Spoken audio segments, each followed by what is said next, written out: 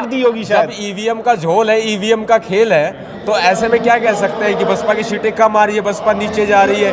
अगर दलालों का बोलबाला हो जाए, मतलब कहने का मतलब बहुजन समाज में अगर दलालों का बोलबाला हो जाए तो पार्टी नीचे नहीं जाती कभी। वो आने वाला समय बता देगा, पत्ते नहीं खोलूंगा। भीमसेना किंग मेकर है बीएसपी के लिए। आप मुझे सबूत दो, आपने कहाँ चीफ मिनिस्टर बना दिया? अब एकदम से हो जाएगा? बिल्कुल हो जाएगा, क्यों नहीं होगा? आप करेंगे? जब केजरीवाल एकदम से चीफ मिनिस्टर बन सकता है, अपनी 70 सीटें लेके आ सकता है, हाँ। तो आप में तो पूरा दम था, सब कुछ था, पावर थी। 85% आपके पास थे, उसके पास तो कुछ भी नहीं था। अभी तो कहा पहले आप दिल्ली में 14%, 14.5% जीरो आ गया सर। हमारा वक्त अब आया है।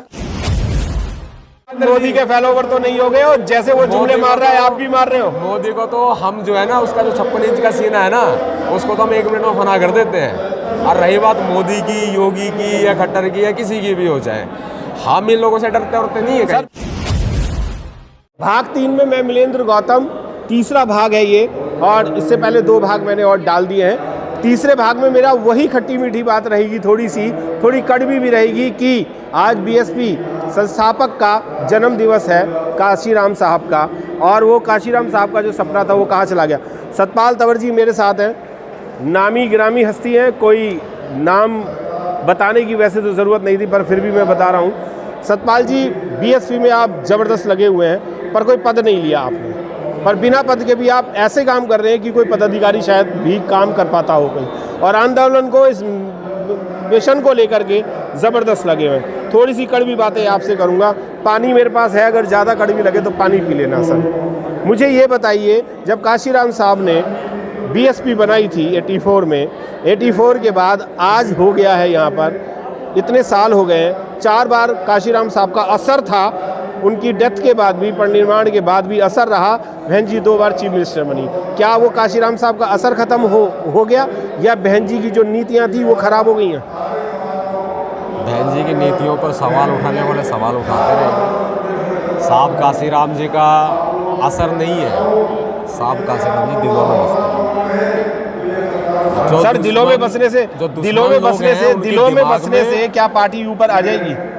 पार्टी नीचे कब गई है? पार्टी तो ऊपर ही सर। 14% दिल्ली में 14.5%, में 14 भी नहीं कह रहा, 14.5% से आप जीरो पे खड़े हैं। कोई भी आप लोकसभा का छोड़ो, विधानसभा छोड़ो, आप निगम का छोड़ो, आप वार्ड भी नहीं जीत पा रहे हैं, आप अपनी जमानत नहीं बचा पा रहे हैं, तो आप ये क्या कह रहे हो कि पार्टी नीचे नहीं जा रही है? तीसरे नंबर की पार्टी हमारी देश की तीसरे नंबर की पार्टी, हर चीज़ में बेहतर और बेहतर परफॉर्मेंस दिया हुआ है, नीचे क्यों जा रही है? क्या वो है? ये टीज मेरे में भी है और पूरे भारत के लोगों में भी है। पीछे मत जाओ सर, आगे रहो। दिल्ली की छोड़ दो बात जी, यूपी में शासन रहा है हमारा, 10 सीटें आई थी सर। कोई बात नहीं, जब ईवीएम जहाँ 4 बार चीफ मिनिस्टर बहन जी थी, आप की बार सीटें भी 10 आई, और वो भी शायद ईवीएम ने इसीलिए बांट दी होगी शायद। जब ईवीएम का झोल है, ईवीएम का खेल है, तो ऐसे में क्या कह सकते हैं कि बसपा की सीटें कम आ रही है, बसपा नीचे जा रही है। अगर दलालों का बोलबाला हो जाए, मतलब कहने का मतलब बहुजन समाज में अगर दलालों का बोलबाला हो जाए तो पार्टी नीचे नहीं जाती कभी। तो पार्टी में दलालों की ज्यादा वो कीमत है नहीं, बहुजन समाज में पार्टी में अगर किसी पदाधिकारी को गलत कहने के लिए सवाल उठाना बहुत आसान है।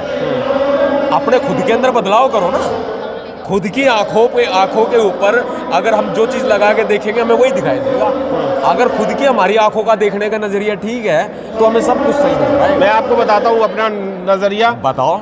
चश्मा भी लगाता हूँ, दूर का बहुत दूर से देखता हूँ आराम से। बताओ। मुझे ये बताइए कि कितने पदाधिकारी ऐसे हैं जो काशीराम साहब की तरह घर घर में जाकर के चाय, पानी, कॉफी या खाना बनवा के खाते हैं? पदाधिकारी कितने पदाधिकारी ऐसे हैं कि 15 मिनट, आधा घंटा छोड़ो, 20 मिनट छोड़ो सर, 15 मिनट छोड़ो, नहीं पहले मैं बोलूंगा फिर आप बोलेंगे सर। आप तो बोलते ही जबरदस्त हैं, पर सीख मैं आपसे भी रहूँ, ऐसी बात नहीं है, जब भी बोलूंगा मैं।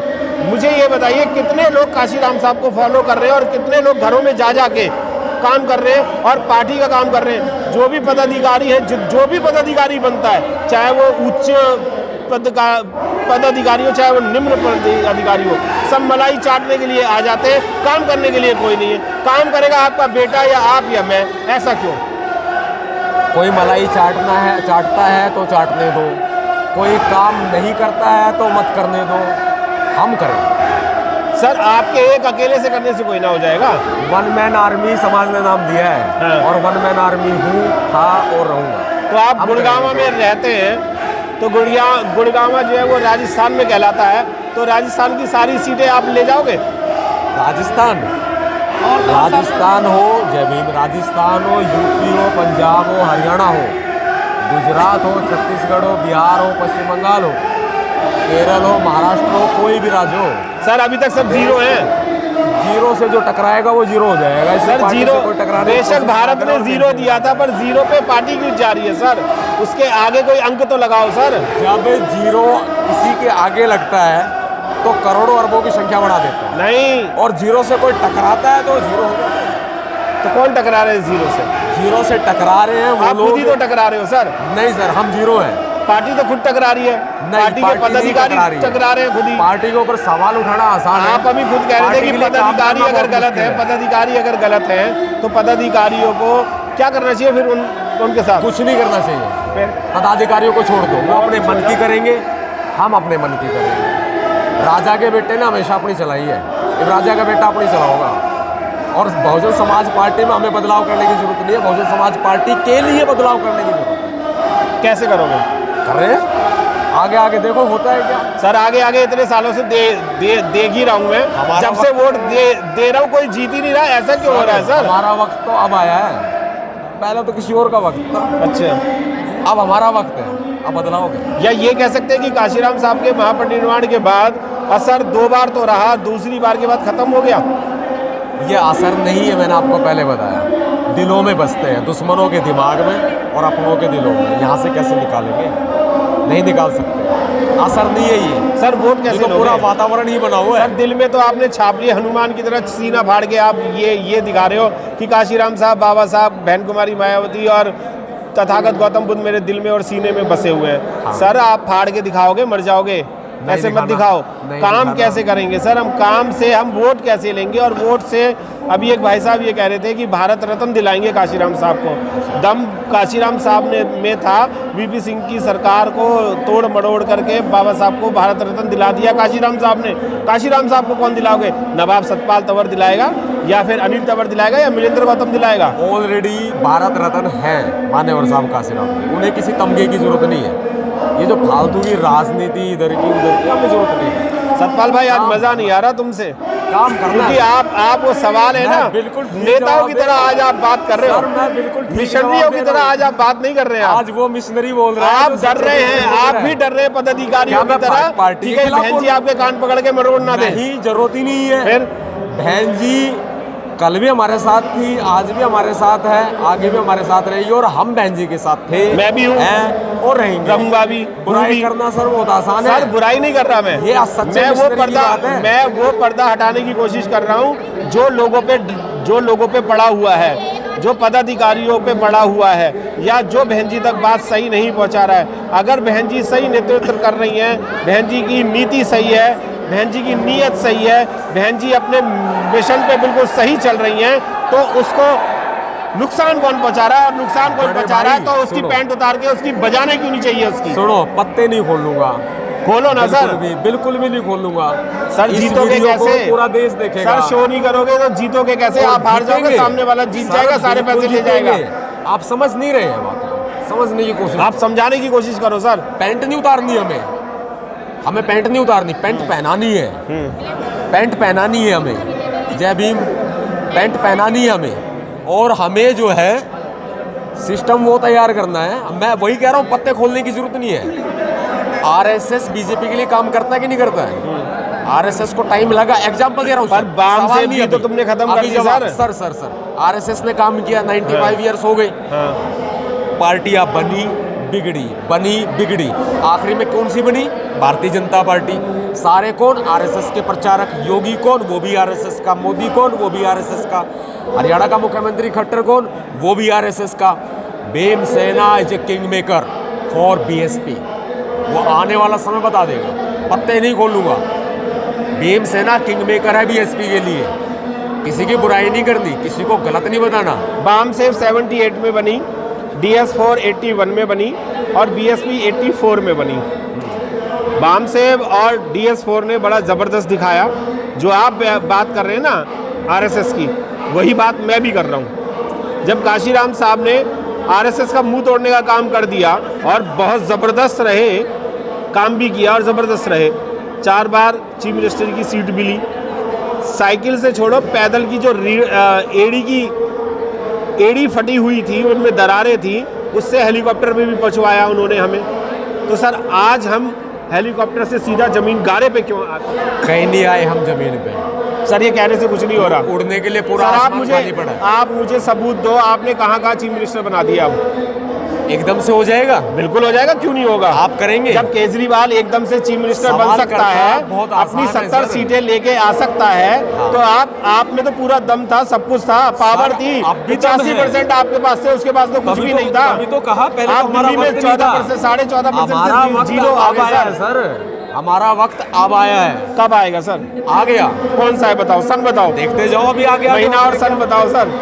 कोई जरूरत नहीं है बताने की सर। नहीं सर, गलत। करने में वो राजनीति करने लग गए हो आप, मिशन से भटक रहे हो, राजनीति में आ गए हो। इज ए मिशन, ना। ये सच्चा मिशन है। आप मोदी के फॉलोवर तो नहीं हो गए हो, जैसे वो जुमले मार रहा है आप भी मार रहे हो। मोदी को तो हम जो है ना, उसका जो 56 इंच का सीना है ना, उसको तो हम 1 मिनट में फना कर देते हैं। और रही बात मोदी की, योगी की या खट्टर की या किसी की भी हो जाए, हम इन लोगों से डरते नहीं है। सर BSP को कैसे आगे लाओगे इस 2022 में? क्या करने वाले हो? आगे है। कहाँ है आगे? 2022 में मैं हर तीसरे दिन सर आगे तब पता चलता है जब रिजल्ट आता है। रिजल्ट में हम 0 होते हैं। रिजल्ट आना चाहिए सर।